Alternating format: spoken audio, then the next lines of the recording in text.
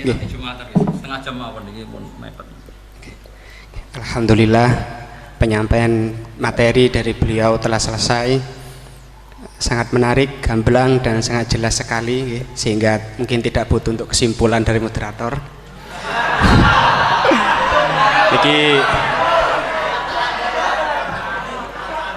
dialog ada waktu 30 menit. 30 menit kami buka 2 pertanyaan dulu, mungkin yang dari depan ada mic, monggo diparing nih. Niki Bapak Majroh nih. Satu orang satu pertanyaan Pak nggih.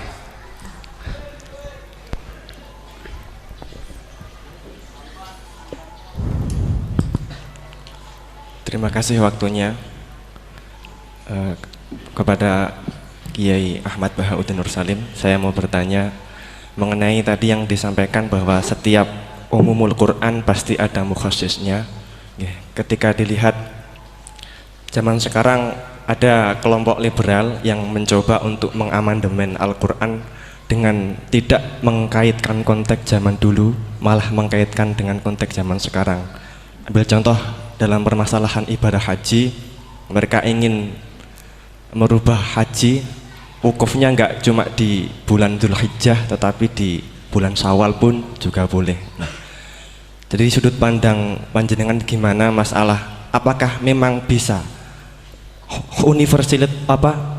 keuniversalan Al-Quran itu pada zaman sekarang dibuat sesuai konteks sekarang? Itu saja. Sampun? Nggih. Nggih. Penanya kedua, monggo.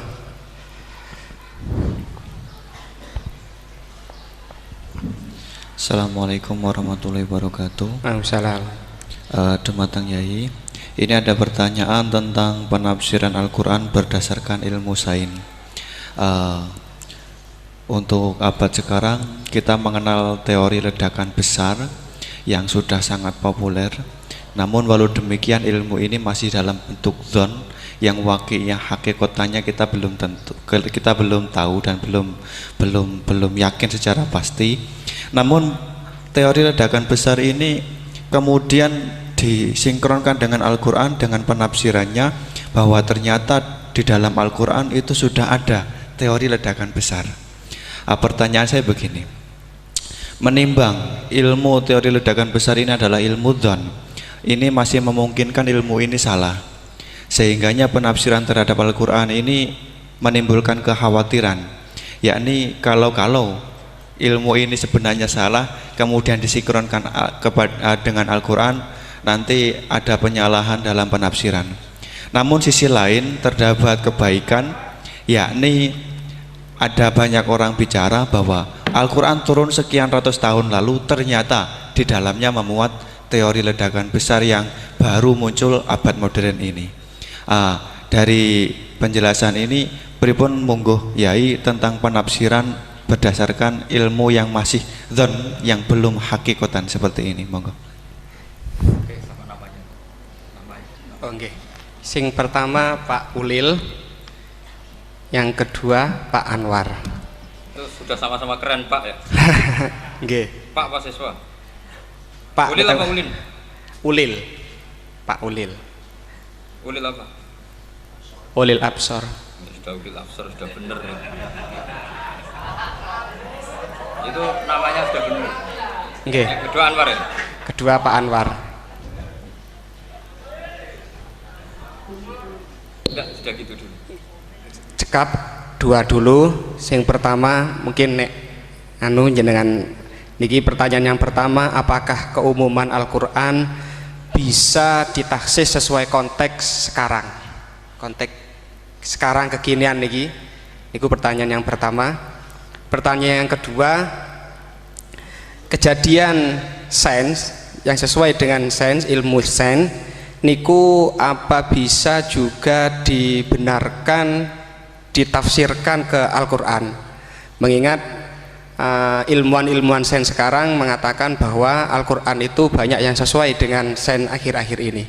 Nah, seperti ledakan besar niku kalau diarahkan ke Al-Quran, apa memang sen itu sebenar-benarnya persis dengan Al-Quran atau masih ada kemungkinan nggak sama? Hafal Quran bukan? Buatan apa belum? Tapi hafal juz 30. Nggak betul. Enggak. Ya, ini rileks saja ya. Memang saya ulang lagi, memang syaratnya itu hafal Quran tadi. Enggak, karena begini, saya berkali-kali berdebat sama orang-orang liberal. Sekarang saya tanya, mereka kan senang sekali ya mengutip ayat la ikraha fiddin, bahwa dalam agama itu tidak perlu pemaksaan. Sebetulnya ayat itu jelas ada terusannya qad tabayyana rusydu minal ghayy. Yang benar tentu begitu jelas, terpisah betul begitu jelas, yang benar ya benar, yang salah ya salah. Sehingga kita tidak perlu memaksa orang, misalnya 2 ditambah 2 itu 4, terus kamu paksa, kalau nggak mengatakan 4 tak penjara, itu tidak perlu. Kalau orang waras pasti bilang 2 tambah 2 4, 1 tambah 1 2. Kebenaran la ilaha illallah itu seperti itu, kebenaran yang begitu nyata sehingga tidak butuh dipaksa. Jadi sebetulnya la ikraha fiddin itu konteksnya, karena kebenaran benar-benar sudah punya eksistensi yang nyata, untuk diakui itu tidak butuh pemaksaan. Orang seluruh Indonesia kan bilang 1 tambah 1 itu 2, nggak usah diintimidasi nanti ditangkap Pak Gatot gitu. Ya tidak perlu. Makanya terusannya aja lah, repotnya sekarang santri-santri kalau pidato khitobiah di pondok-pondok ya diputus kayak orang liberal, la ikraha fiddin. Itu belum wakaf, masih qad tabayyana rusydu minal ghayy. Paham yang saya maksud ya? Sehingga kadang Nabi itu ngendikan secara ekstrim, misalnya mangqala la ilaha illallah dakhalal jannah, siapa yang meyakini la ilaha illallah nanti pasti masuk surga, entah kapan pasti masuk surga, kalau belum ya antri masih, tapi pasti lah. Terus Nabi sempat ngendikan, itu hadis sahih, wa in zana wa in saraka, meskipun pernah punya masa lalu, zana itu fi'il madhi, pernah punya masa lalu, pernah zina, pernah maling, itu sampai 3 kali sahabat protes. Tapi saya berkali-kali ngomong di ngaji di Jogja, di Bojonegoro, di rumah ngomong, kebenaran yang absolut, kebenaran yang hakiki tidak bisa terganggu oleh perilaku sosial. Bukan masalah seakan-akan hadis ini membolehkan zina, itu tidak mungkin. Inna wa la ya'muru bil fahsya, Allah tidak akan nyuruh hal yang buruk. Tapi saya beri satu logika, satu analogi. Kalau rektor Al-Azhar kamu tanya 1 tambah 1 berapa Pak Rektor, pasti bilang 2. Kamu tanya Amrozi ya bilang 2. Kamu tanya Pak Ahok ya bilang 2. Kamu tanya Anies Baswedan ya bilang 2. Tanya Pak Nusron dia jawab 2. Sama, semuanya jawab 2. Karena kebenaran hakiki pasti absolut. Sekarang misalnya gini, ada ronte dari dulu Doli misalnya, kamu tanya Mbak 1 tambah 1 itu berapa, pasti bilang 2. Jangan kamu mentang-mentang imam masjid, saya tak jawab 3, saya kan imam masjid, masa sama dengan lonte? Tidak bisa, kebenaran absolut itu pasti sama. Mbok rektor Al-Azhar sama siapapun ya jawabnya sama. Paham yang saya maksud? Sebab itu kadang Nabi ngendikan wa in itu la ilaha illallah itu kebenaran absolut, lebih absolut dibanding 1 ditambah 1 2. Sehingga kebenaran absolut la ilaha illallah itu nggak bisa terganggu oleh apapun. Paham ya maksud? Nah itu maksud qad tabayyana rusydu minal ghayy. Kita tanya rival politik, Pak Jokowi kamu tanya 1 tambah 1 ya 2, Pak Prabowo ya bilang 2. Bukan karena rival politik. Tadi Pak Jokowi jawab berapa? 2. Ya udahlah 4. Tidak ada seperti itu. Nah, itu disebut qad tabayyana rusydu. Nah kembali ke ide tadi, ide bahwa wukuf boleh di mana saja, terus boleh tidak syawal, itu udah ide. Sebenarnya sampean mikir saja itu sudah kriminal. Berarti sampean ngapalkan pikiran salah ya.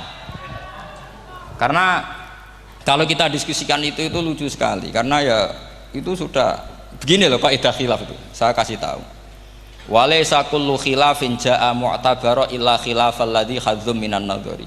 Tidak semua khilaf itu dianggap satu khilaf, satu perbedaan pendapat kalau kualitasnya nggak sama-sama mutu. Kalau yang satu nggak mutu itu nggak dianggap khilaf, nggak level. Itu tadi misalnya Imam Ghazali ngendikan begini, qala al-Ghazali gini-gini, pasti saingannya ya qala Nawawi atau qala Al-Qurtubi atau qala siapalah. Jangan qala al-Ghazali terus kamu saingi menurut Ustadz dari Solo, dari Jogja, wah ya udah level, masa Imam Ghazali disaingi Itu aturannya seperti itu. Ini jelas. Rasulullah sendiri yang ngendikan al-hajju arafah, bahwa syarat sahnya haji adalah wukuf, dan Nabi menyebut arafah. Tentu kita tidak pernah memperbandingkan apa yang disabdakan Nabi dengan yang jadi pikiran mereka itu. Kalau mereka alasannya karena orang bergumul di situ, di Mina, di Arafah, gara-gara waktunya sama, titiknya sama, terus terjadi kematian gini. Apa yang nggak wukuf di Arafah itu hidup semua. Itu kan kayak dalilnya orang rokok mari cepat mati. Oh, sing ora rokok ya mati. Orang-orang jil juga mati. Orang-orang liberal yang pikirannya katanya ingin menyelamatkan kehidupan juga pada akhirnya mereka mati. Mendingan mati di Arafah, keren di tanah suci. Bodoh usah begitu. Sebetulnya begini loh. Mereka itu menjadi salah karena nggak mau ngaji fikih secara serius. Saya itu memang menyesal sekali ya, kenapa sih orang wukuf itu kok dungani suwi ra barbar, itu memang sakiliane. Boe donga iku yakin pangeran apian sediluk wis tetep dituruti, gitu aja gak usah lama-lama. Ya kata hikam kan gitu. Ngelingno pangeran ojo suwi-suwi, sing perlu dielingno sing iso lali. Pangeran iso lali kok amen mbok elingno wae kan gitu cara madzhab hikam. Makanya kata madzhab hikam kan gitu. Wa inna ma yunabbahu man yajuzu alaihil ikhfal, yang boleh diingatkan yang mungkin lupa. Tapi kalau masih ingat ya sudah tidak usah diingatkan lagi. Doa itu sekali saja. Saya ini termasuk korban kitab hikam. Loh, saya itu berkali-kali ke Mekah. Itu saya kalau dongo itu pertama di Multazam berdoa. Itu saya sebagai santri ya pas di Multazam ingin berdoa lagi. Tapi mesti spontan itu ingat hikam. Yang boleh diingatkan yang mungkin lupa. Akhirnya bilang ya sudah tadi Gusti, ya gitu dok. Di putaran ketiga bilang tadi loh Gusti, ya gitu terus. Karena memang saya malu mengingatkan zat yang nggak mungkin lupa. Tapi sampean jangan ikut saya, ini kriminal. Ini termasuk sisi-sisi kriminal ilmu saya.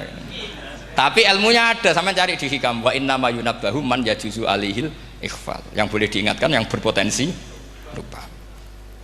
Mungkin Anda punya dalih, wah aku dongo mau nunjukno butuh Gus, tapi ra kepen disembadani. Ya alhamdulillah nek ngono. Tapi tak pikir makom sampean tidak seperti itu, tetap kepengen disembadani. Lalu pertanyaannya kemudian, kalau kita ngikuti fikih sebetulnya nggak perlu menumpuk di Arafah. Sama cari di takrib, di mu'in, di semua bab fikih. Wukuf di Arafah itu sah dan tidak perlu muksun. Walau mutaraddidan, meskipun hanya jalan-jalan. Bahkan di Fathul Mu'in diberi walau lagi, walau fitolabi abidin. Moro Arafah mbek golek dhuwit ceblok atau golek apa, no ya wis sah.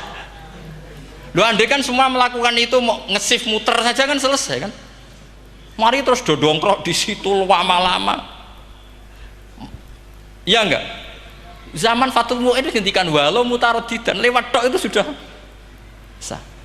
Bahkan walau fitolabi abikan, meskipun tidak punya niat wukuf, pokoknya ke situ ya sudah nyari-nyari apa gitu. Sing mari menumpuk gara-gara semua itu ingin ideal. Wah mumpung di Arafah, ngentekno Tegal, ngentekno sawah, wah sudah. Makanya kalau haji itu sama orang yang ngedol Tegal mesti seru, wah itu nangis.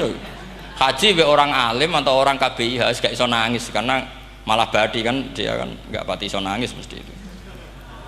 Nah ini kan, nah ini penting saya utarakan. Jadi andikan orang itu ya haji kayak orang-orang alim. Setahu saya orang-orang alim kalau haji ya biasa saja, sekadarnya. Karena ya dia tahu ini masalah karena nanti ganggu yang lain, sekadarnya. Karena kita ini berlebihan, akhirnya menumpuk di situ. Padahal fikih zaman dulu sudah mengatakan walau mutaraddidan fitolabi abikin, jelas itu takbirnya. Masih ingat atau jangan takbir itu? Harus ingat kan? Jadi ini kan problem kita lagi-lagi tidak hafal, kita tidak menguasai ngotok fikih. Saya dulu sinau Fathul Mu'in, makanya Gus Zofur itu cerita, kita ini hidup, Gus Zofur sering cerita ke saya, kita ini hidup berkah Gus. Zaman saya jenengan itu rata-rata teman-teman Fathul Mu'in itu setengah hafal i'anah. Ya karena kompetitornya ya baik, peminatnya ya baik. Dulu saking senengnya Gus Naji sama ilmu itu, beliau pernah ikut Fathul Mu'in era saya. Padahal sudah dari Mekah lama. Saking senengnya ilmu. Jadi kita dulu biasa diskusi dengan Gus Naji, dengan Gus Zofur karena saking senengnya ilmu. Ya itu tadi. Karena memang ilmu itu asik. Tapi kita ini belajar fikih itu tidak seperti itu. Kita sudah kayak ya sudah kayak orang-orang yang nggak mau fikih. Wong nak ndonga ning Arafah gini-gini terus ya hanya gitu-gitu dok. Ndak mikir kalau ganggu orang lain itu begini gue gak dipikir. Itu satu. Jadi menurut saya sampean jangan pernah terlintas bahwa pendapat jil atau apa saja itu pendapat. Walaysa kullu khilafin ja'a mu'tabara illa khilafal ladzi hadzu minan nadhari. Ndak semua khilaf itu kita hitung khilaf kecuali yang kualitasnya sama. Kecuali begini kualitasnya agak sama. Misalnya sholat jenazah.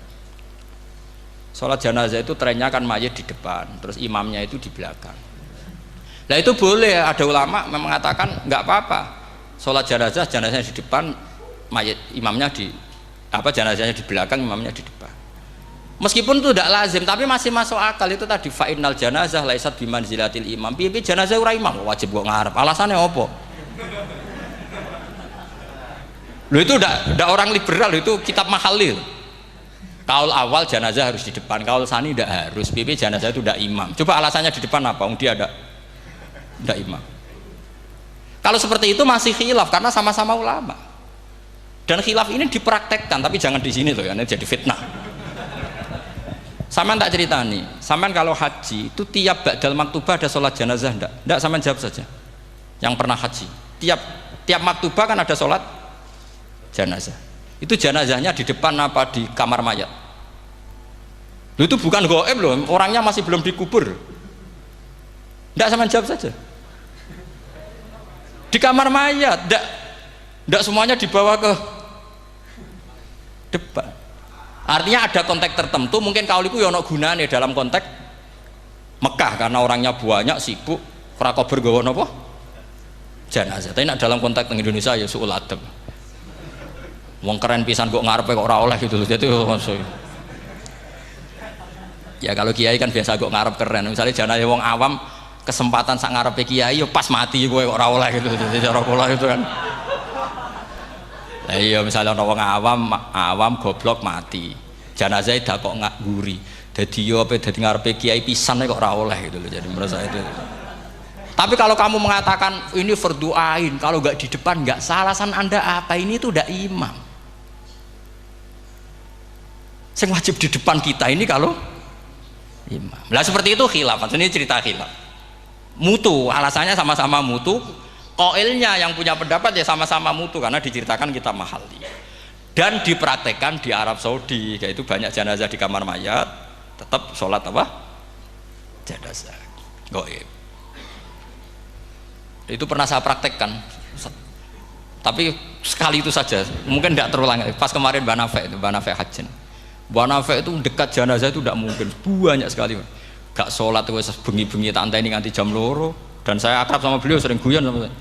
Sebelum meninggal itu berkali-kali, ya masih keluarga sama saya, jadi sering guyon. Dulu sering guyon sama saya. Ya aku sebenarnya tenanan, ini sering ngandani saya. Gitu. Saya nggak ngira kalau mau wafat. Akhirnya saya itu ke masjid sama anak saya namanya Hasan. Acung nyelati Mbak Nafek. Pak kok nggak di depannya? Ya sudah ini darurat.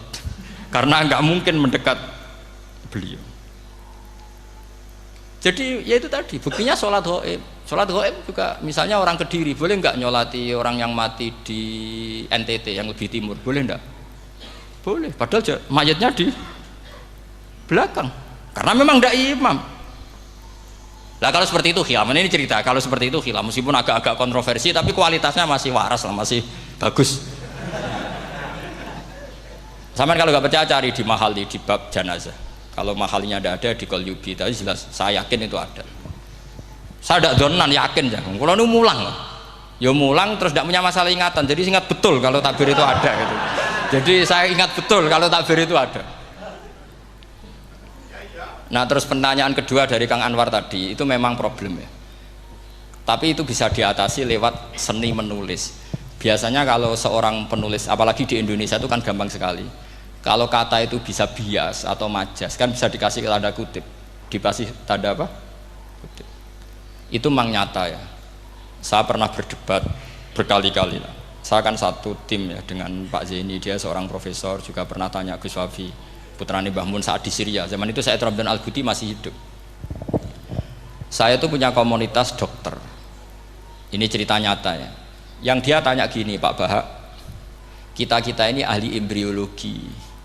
Dan tidak pernah ada ceritanya ada segumpal darah dalam proses embriologi. Yang ada itu sekian zigot yang berhasil nempel di dinding rahim itu nanti yang jadi janin. Jadi kalau kita ngaji ada segumpal darah itu menjadi aneh bagi kita karena proses itu tidak ada. Ya saya jawab ya enteng saja. Ya kan yang bilang segumpal darah itu kiai kan tidak Quran. Makanya benar Kang Anwar tadi yang ngomong itu mufasirnya atau kiainya yang terjemah. Kalau Quran hanya bilang min alakin. Iqra bismi rabbikal ladzi khalaq khalaqal insana min alaq. Alaq itu kan dari kata alaqa ya'liku alaqon, sesuatu yang nempel itu namanya alaqah. Makanya di Alfiyah ada wa ulqatun hasilatun, ulqah itu sesuatu yang terkait atau yang menempel.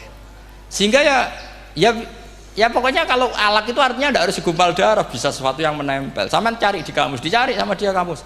Alika ya'liku menempel. Oh, ya oke Pak, enggak masalah. Nah, lalu kalau kita memaksakan itu bukti ilmiahnya Quran ya resiko juga, nanti ada penelitian yang berbeda. Makanya kita bisa memanfaatkan tanda kutip kalau lafadz itu majas atau kata itu majas, kalimat itu majas. Atau kita menganalisis secara balaghah min jinsi dzalikat dam. Misalnya begini, saya kalau sedang benci Anda, saya akan bilang kamu itu membawa WC. Wong tak melete gawa WC ngalor ngidul, karena di perut kita memang ada kotoran. Berarti kita ini WC yang melaku ngalor ngidul. Oke, itu saat kita benci manusia. Coba sampean lihat di kitab tasawuf. Faqih fatatakabbar wa anta kanafun minal aknam, kan disebut kamu kok sombong kowe iku WC melaku. Tapi nanti kalau kamu ngaji di alam rohani, kamu disebut laqad khalaqnal insana fi ahsani taqwim. Artinya bisa saja alakin ini benar-benar maknanya segumpal darah. Tapi dalam konteks manusia, jenis kamu adalah jenis segumpal darah, bukan dalam proses embriologi mengalami segumpal darah.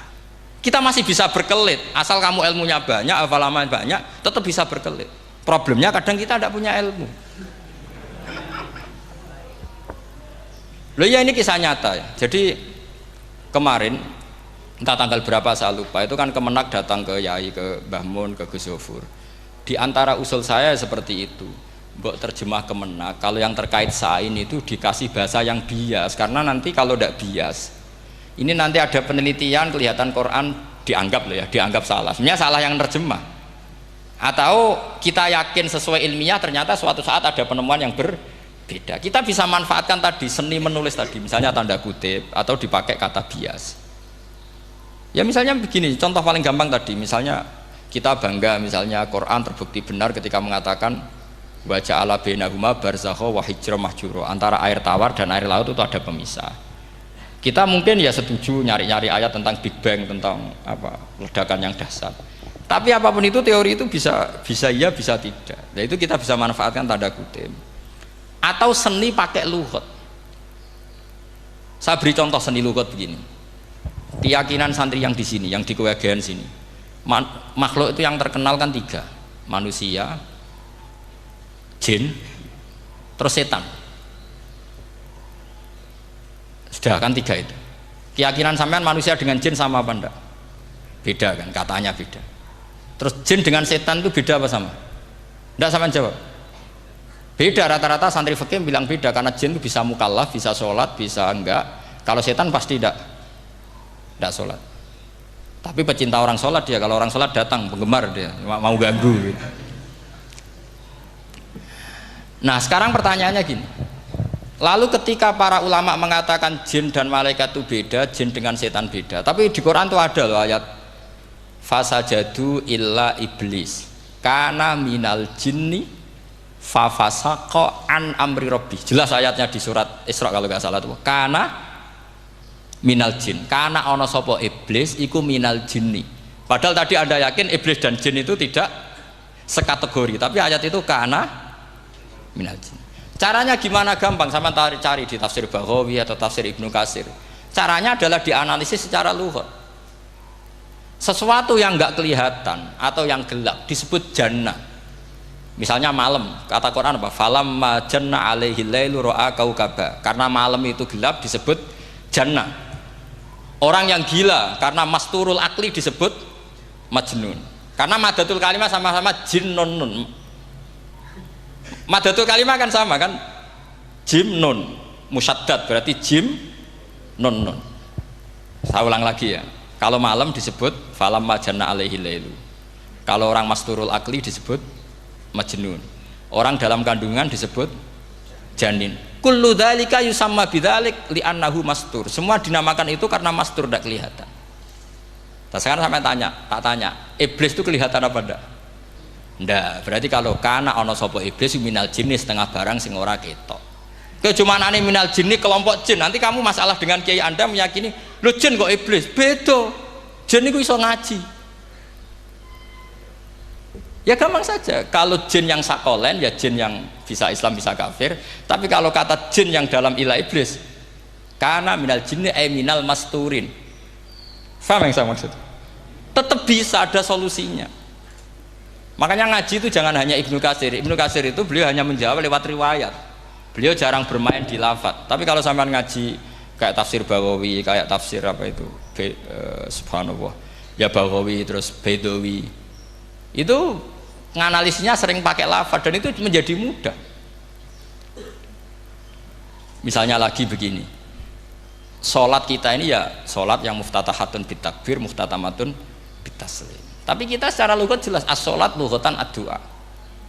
Dan ada lafadz di Quran yang nggak mungkin kita maknani sholat itu dengan makna sholat yang mustalah alaihim tal fuqaha, yaitu di ayat khud min amwalihim shadaqatan tutahhiruhum wa tuzakkihim biha wa sholli alaihim inna sholataka sakanullah. Muhammad, kalau ada orang zakat ke kamu, sholli alaihim, kamu harus mensolati mereka. Wong cek urip kok di solati, pasti maknanya sholli ai utulahum, kamu mendoakan. Terus inna sholataka sakanulahum ai du'auka sakanulahum, doa kamu membuat mereka tenang.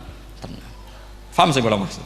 Lagi-lagi kita, kalau Anda janggal secara ilmiah, ya sama seperti misalnya katanya bumi menurut Quran itu diciptakan dalam masa 6 hari, padahal menurut teori Big Bang sekian juta tahun. Lu yaumin itu maknanya tidak harus 24 jam. Kullahinin bisa disebut kullah yaumin. Buktinya ayat yas'aluhu man fis samawati wal ard kulla yaumin huwa fi sya'an. Apa Allah memutus sesuatu nunggu 24 jam? Kullahinin wa kulla waqtin huwa fi sya'an. Makanya di terjemahan UII termasuk saya usul fi sitati ayam itu dalam 6 masa. Karena kalau orang bilang hari asumsinya itu 24 jam kali 6 itu masih bisa, masih meskipun mungkin seperti itu, tapi ya mungkin tidak. Tapi kita masih bisa bermain kata gini, ku dinetralisir. Yaum maknanya khin. Napa maknanya apa? Khin.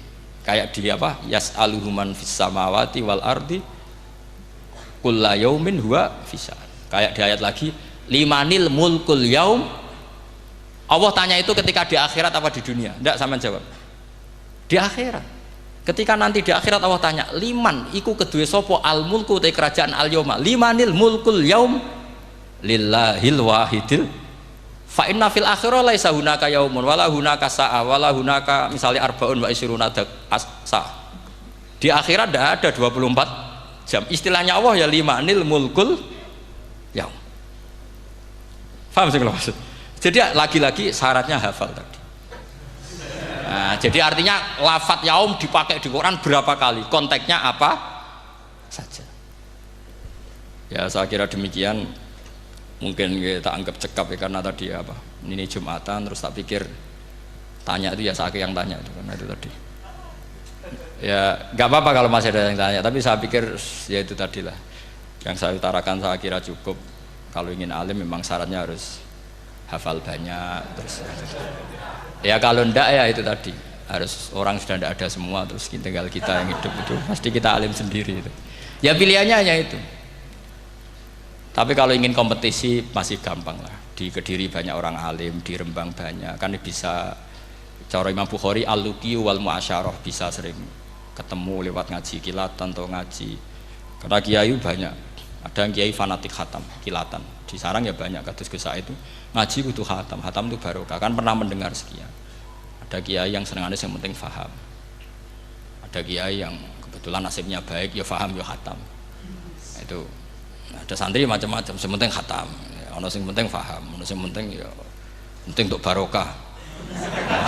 Repot aja gitu. Repot.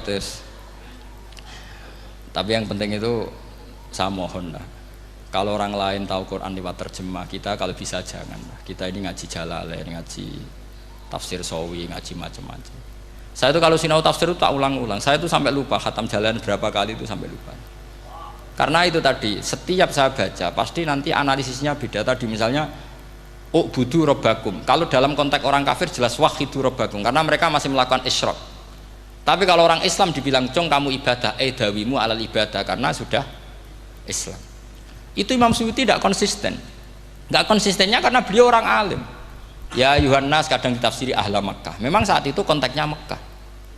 Tapi dalam konteks Islam tentu wama arsalnaka illa kafatal lidasi basyira wa nadhira. Itu kan ulama. Kalau ingat asbabun nuzul ya Yuhannas jelas ahla Makkah. Tapi kalau ingat umumul Quran nas ya kullan nas, bukan harus ahla apa? Makkah. Makanya ada fi tafsirin qala ahla Makkah. Wa fi tafsirin akhar dia bilang ayan nas. Ini yang mengulang-ulang akan paham karena konteksnya apa? Beda. Lagi-lagi ya tadi harus hafal.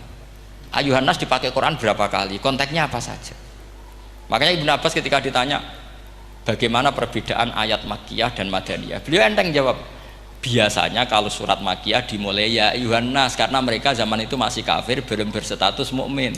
Kalau di Madinah rata-rata khitab sudah ya ayyuhalladzina amanu karena di Madinah mayoritas sudah mukmin. Tetap memanfaatkan proses dialek dan itu mudah. Memang kalau kita neliti terus mudah.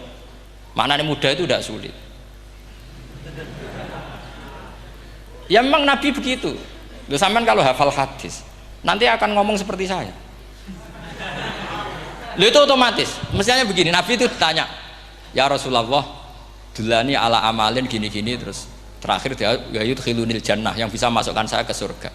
Nabi jawabnya itu, "Inna dzalika yasir." Itu gampang. Tapi terusannya yang enggak nguati alaman yasarahu wa. Oh, itu gampang dong bagi wong sing digampangno pangeran. Orang kata Nabi, wah ini sulit, tidak semua orang masuk surga. Nabi jawabnya, inna dzalika yasir, itu gampang. Tapi terusannya alaman yasarahu wa. Iya mengen Quran adatnya ya gitu. Inna dzalika ala wa yasir. Ya itu gampang.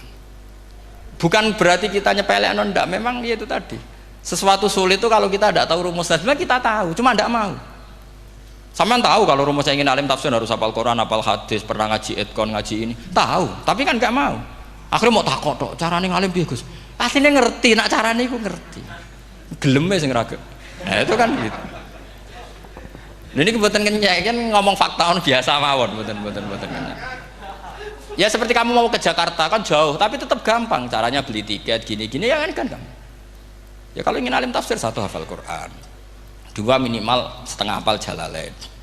Nanti kalau Jalalain janggal, kamu ngaji Sawi karena banyak juga Jalalain yang diprotes sama Imam Sawi, dikritik. Itu kan wajar ya, sarah itu biasanya membenarkan yang di matan ada masalah. Takrib kurang barokah, ya ada beberapa yang dibenarkan sarah. Kayak takrib ngendikan mabit bimina sunat apa wajib. Kalau di kitab Fathul Qorib sunat, di sarah dibenarkan, kalau yang benar itu wajib. Takrib bilang sholat jamaah itu sunat muakkadah, di sarah dibenarkan itu fardu kifayah. Ya sama di Jalalain kadang ada masalah seperti itu. Imam Suyuti meyakini satu hal, sama sarah dibenarkan. Makanya ya Jalalain ya Sawi. Nanti setelah itu khatam semua, belajar tafsir Baghawi. Nanti kan alim sendiri. Apalagi di desa kamu tidak ada orang alim, wah hebat. Kak, kamu jangan hidup di sarang, di Lirboyo, di daerah-daerah, jangan hidup di Kuagen, nyari daerah yang aman, aman dari kontrol maksudnya. Tapi yang jelas itu jawab dulu mudah. Kalau kamu menjawab sulit, kualat neraka. Lihat bagaimanapun Quran disifati Allah walaqad yassarnal Qur'ana lidzikri fahal mim mudzakir. Makanya saya tadi ngomong, kalau Anda hafal seperti saya, pasti cara ngomong kayak saya. Kita mau ngomong Quran sulit tidak mungkin. Kita ini ingat kalau Allah mensifati Quran walaqad yassarnal Qur'ana. Fakaifa wasafahu wa bil yusri wa anta taqulu bil usri. Bagaimana Allah mengatakan yusrun kemudian Anda mengatakan usr. Neraka sama bantah pangeran. Atau gini, kalau terpaksa muni sulit Gus, tapi sementara ini pokoknya tambahi gitu lah, nanti ya masih sulit, tapi ya bisa saja tidak sulit. Karena tadi bukti kalau Quran mudah, orang kafir ketika dibacakan yang nangis banyak. Raja Najasyi sebelum Islam dibacakan surat oleh Ja'far bin Abi Thalib nangis. Inna hadza wa ma nazala ala Musa lamin miskatin wahidah. Ini dengan Taurat pasti dari pintu yang sama, dari nur yang sama. Miskat itu nur. Faham nangis sampai wa idza sami'u. Sami'u itu belum Islam loh ketika itu. Wa idza sami'u ma unzila ilar rasuli tara a'yunahum tafidu minad dam'i mimma arafu minal haq lagi yaquluna rabbana amanna. Artinya fahimu khina kanu fil kufr. Mereka faham ketika masih kafir. Karena muyassar, Quran itu muyassar. Faqih fala tafham. Wa anta tata alam kutuba kadza wa kadza wa takhtimu kutuba kadza kadza. Kok ijek kadza.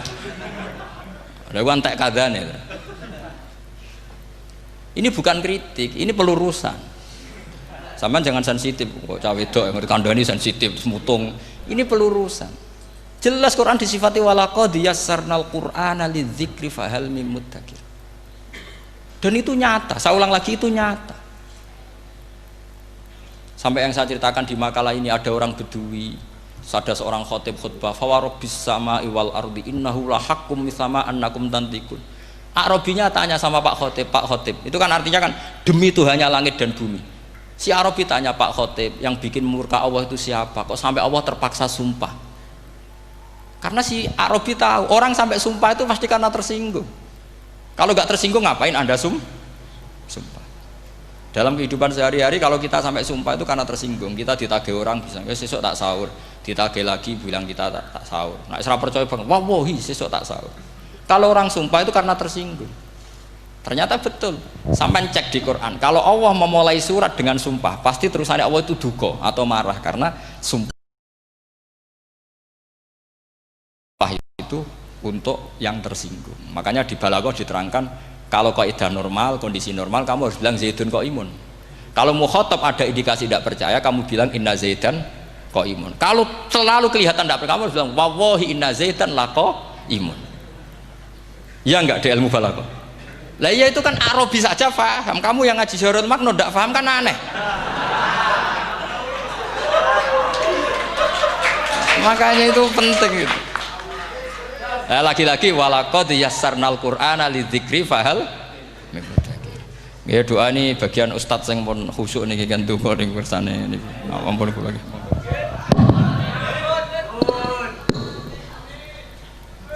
Nggih. Alhamdulillah waktu sudah selesai habis nggih. Meskipun sebenarnya kita masih ingin berlama-lama nggih, tapi hari Jumat. Namun dari moderator mungkin kalau nggak menyimpulkan kurang pantas nih. Hanya satu kesimpulan, kita ingin seperti beliau, syaratnya harus banyak hafal. Ya, namun ini kemauan. Okay. Niki sebelum kami tutup, mungkin kata penutup terakhir saking Yai, terus mungkin ditutup doa kali pengasuh. Okay. Penutup terakhir mohon. Kesimpulan Anda sudah benar. Oke, dari kami moderator kurang lebihnya kami mohon maaf yang sebesar-besarnya. Akhiran wassalamualaikum warahmatullahi wabarakatuh.